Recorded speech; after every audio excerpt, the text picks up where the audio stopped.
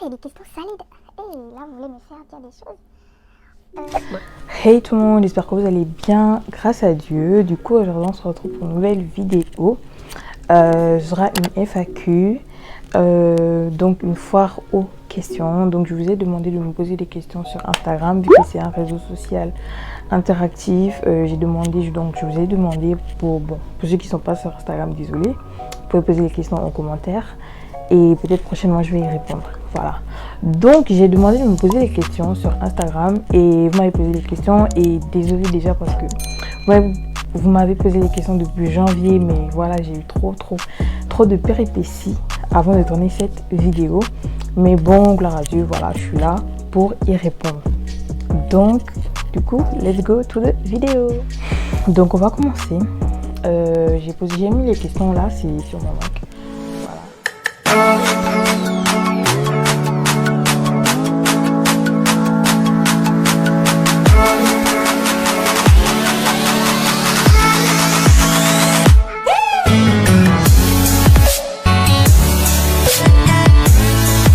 Il y a quelqu'un qui me demande est-ce qu'un chrétien peut écouter musique païenne, musique mondaine.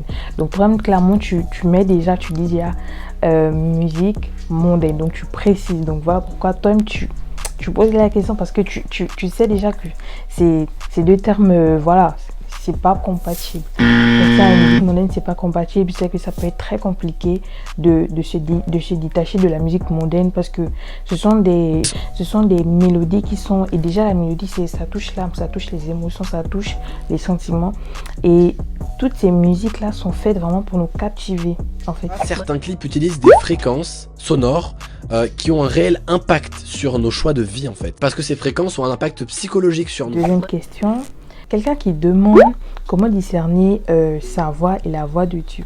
Donc ça, c'est vraiment, je vais pas dire très simple, mais en fait, notre voix, nous, c'est la voix de la chair, voilà. Et la Bible nous dit que les désirs de la chair sont contraires à ceux de l'esprit, voilà. Donc la voix du Seigneur sera toujours conforme à la parole en fait. Dieu ne va jamais te dire vole, mens, voilà, tu vois. Donc ça, c'est clairement ta chair qui te pousse à le faire. Mais donc c'est ça vraiment la voix du Seigneur. Donc pour discerner la voix du Seigneur, de savoir vraiment, c'est regarder qu'est-ce que la Bible me dit, que disent les Écritures par rapport à tel ou tel sujet en fait. Voilà pourquoi il faut connaître les Écritures, il faut vraiment être immergé, lire quotidiennement la parole. Parce que la voix de la chair sera toujours contraire à ce que la Bible dit en fait. La chair va toujours te dire, par exemple tu es en jeûne, la chair va te dire de manger. Tu sais que ça c'est vraiment pas ça, c'est pas le Seigneur. Tu vas pas dire oui Seigneur, je t'obéis, je mange. Non, tu as prévu de jeûner, tu jeûnes. Mais la chair va te dire mange. Et ça tu vois clairement que c'est ta chair, c'est la chair, et ça a des désirs contraires sur l'esprit. Et les deux sont en contradiction. Donc c'est ça, comment savoir pour que c'est la voix du Seigneur, c'est conforme à la parole, tout simplement. Et sachant que la chair va toujours te pousser à pécher, toujours dans le mauvais sens. La chair ne va jamais te faire quelque chose de bien. Toutes les mauvaises choses, c'est issu de la chair. C'est quoi? La méchanceté, les animosités, la haine, le mensonge et toutes ces choses.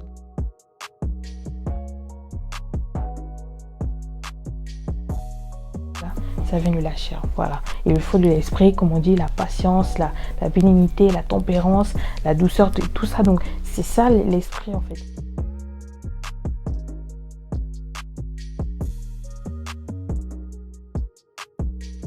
C'est ça la marque de l'esprit, c'est ça la volonté du Seigneur, tu vois. Donc c'est ça la voix du Seigneur. Donc tu vois clairement que... Donc voici un peu comment moi je pourrais te répondre à cette question. Quelqu'un qui me pose la question, penses-tu que un homosexuel peut devenir hétérosexuel par grâce de Dieu? Donc oui, je crois que quelqu'un peut devenir, parce que déjà il y a beaucoup de témoignages, que ça soit en assemblée, tout ça. Beaucoup de personnes témoignent que voilà, qu'avant elles étaient des personnes homosexuelles. Et voilà, par grâce de Dieu, quand ils sont venus au Seigneur, ils ont été délivrés, ils ont été touchés. Et je pense qu'après, la personne a demandé comment faire. Moi, personnellement, je pense pas qu'il y ait de potion. Je pense que la première des choses vraiment à faire, c'est de prier et vraiment donner sa vie à Christ. Donc, quand on donne sa vie à Christ, on s'abandonne et on est censé revêtir la nature du Seigneur. Voilà. Donc, vraiment, vivre dans la sanctification, vraiment, voilà. Donc c'est ça. Je crois que la première chose à faire vraiment, c'est de dire, Seigneur, vraiment, je ne veux plus de cette chose-là. Voilà, je ne veux plus de cette chose-là. Et peut-être il se pourrait aussi que tu sois possédé, voilà, d'un esprit qui te pousse à le faire. Et donc là, dans ce cas, tu as besoin de délivrance. Mais bien sûr, c'est le Seigneur qui délivre. Bien sûr, il peut passer par des personnes, mais c'est d'abord le Seigneur qui délivre. Donc, il faut prier vraiment, dire Seigneur, vraiment, je ne veux plus de telle ou telle chose. Vraiment, si c'est l'homosexualité, tu dis non, Seigneur, vraiment, voilà, je ne veux plus de ça. Et je pense qu'il va te délivrer. Voilà. Il y a quelqu'un qui me demande, est-ce que c'est possible de passer à côté du plan de Dieu? Oui, c'est possible de passer à côté du plan de Dieu parce que chaque jour, il y a deux plans. Il y a le plan du diable pour notre vie et le plan de Dieu pour notre vie. Et voilà pourquoi, par exemple, moi, tous les jours, je prie pour dire, Seigneur, je veux faire ta volonté. Seigneur, je veux toujours être dans le plan que tu as prévu pour moi. Voilà, que vraiment, je ne me détourne pas de celui-ci. Vraiment, à chaque fois, demander au Seigneur sa volonté par rapport à telle ou telle chose, même dans les trucs les plus banals de notre vie. C'est vrai que moi-même aussi, c'est compliqué, mais même les trucs les plus banals, demander, Seigneur, qu'est-ce que tu penses? Seigneur, qu'est-ce que tu veux pour ma vie? Voilà. Donc, oui, on peut passer à côté du plan de Dieu pour notre vie. Et oui, ça, clairement, en fait. Vous me posez des questions, vraiment, s'il vous plaît. Vous me posez des questions. Quel est ton avis sur le jeune chrétien face aux relations intimes? C'est que c'est vraiment la personne avec laquelle on va. Normalement, on est censé former une seule chair avec la personne. Donc, c'est un peu ça. En tout cas, il y a une dimension spirituelle dans la chose. Vraiment, ça a détruit la vie de plusieurs personnes. Juste cet acte a détruit la vie de plusieurs personnes et tout. Donc, il faut vraiment faire attention avec ça. Vraiment les jeunes, c'est ça. Donc, prochaine question. Pour toi, à quel moment on juge quelqu'un? Bon, déjà, beaucoup de personnes prennent le verset qui dit, ouais, toi qui juges, toi aussi tu seras jugé. Mais les gens oublient aussi qu'il y a un autre verset dans la Bible qui dit que l'homme spirituel juge de tout.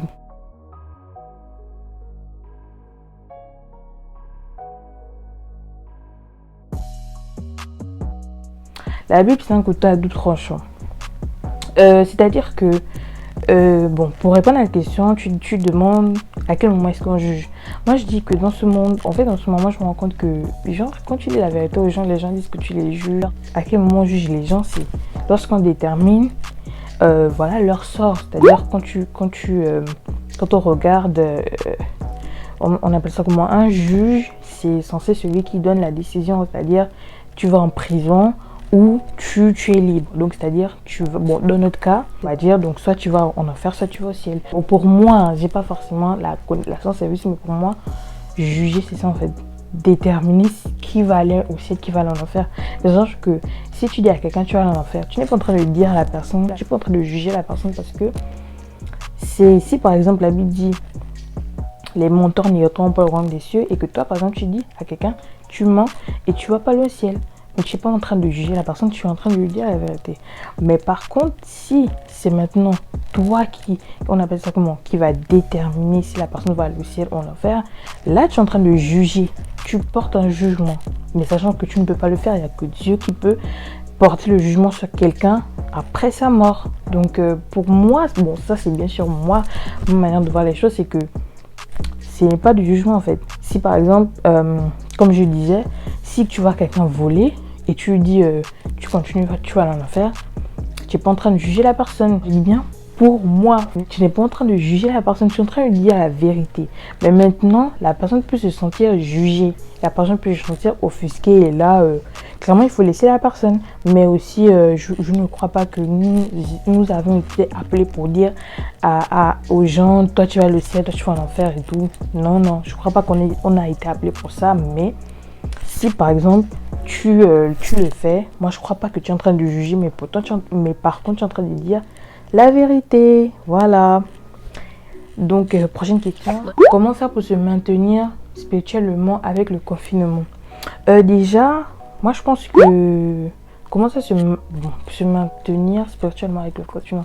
En fait, moi je pense que normalement tu es censé te maintenir avec ou sans confinement, parce que ce n'est pas l'église qui te sauve en fait. C'est pas parce que tu vas dans une église que tu es sauvé, c'est parce que tu as une connexion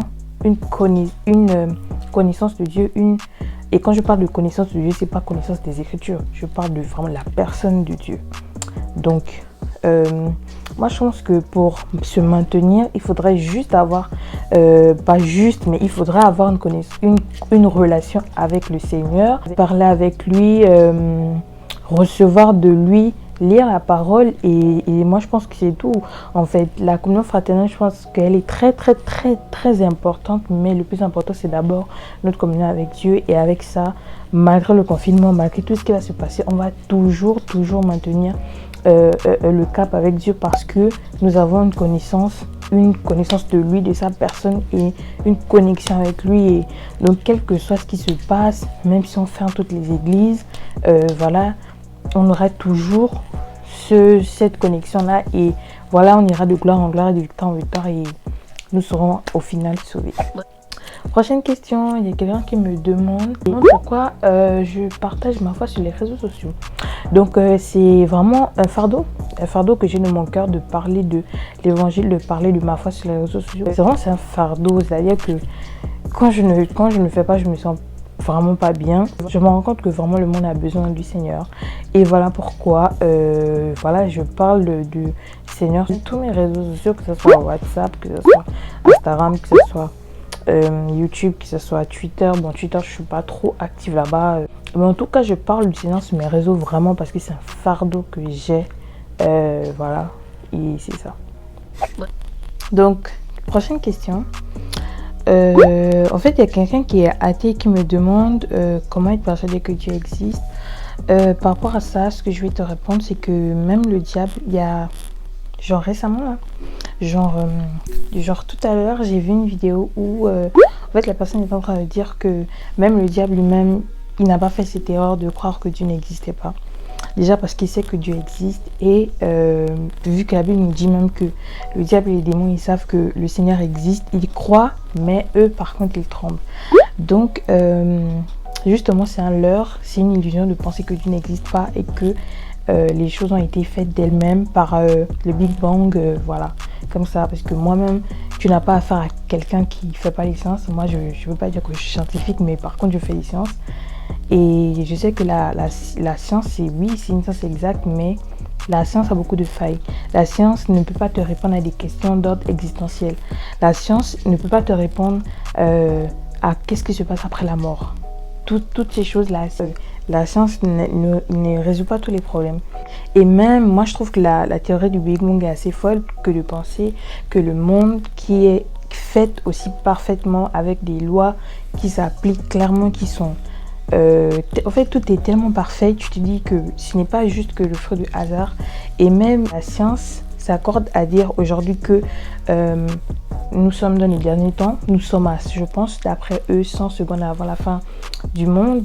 Et quand on regarde l'horloge biblique, l'horloge de Dieu, nous sommes bien à la fin des temps. Donc, ce qui prouve que la science, même on va dire des fois, s'accorde très bien avec ce que la Bible dit. La fin du monde se rapproche à en croire l'horloge de l'Apocalypse qui affiche désormais 100 secondes avant minuit. Créée après la Seconde Guerre mondiale, cette horloge symbolique simule l'extinction de l'humanité en fonction de plusieurs facteurs. Et cette année, les experts ont pris en compte les menaces liées au réchauffement climatique et aux tensions autour du nucléaire.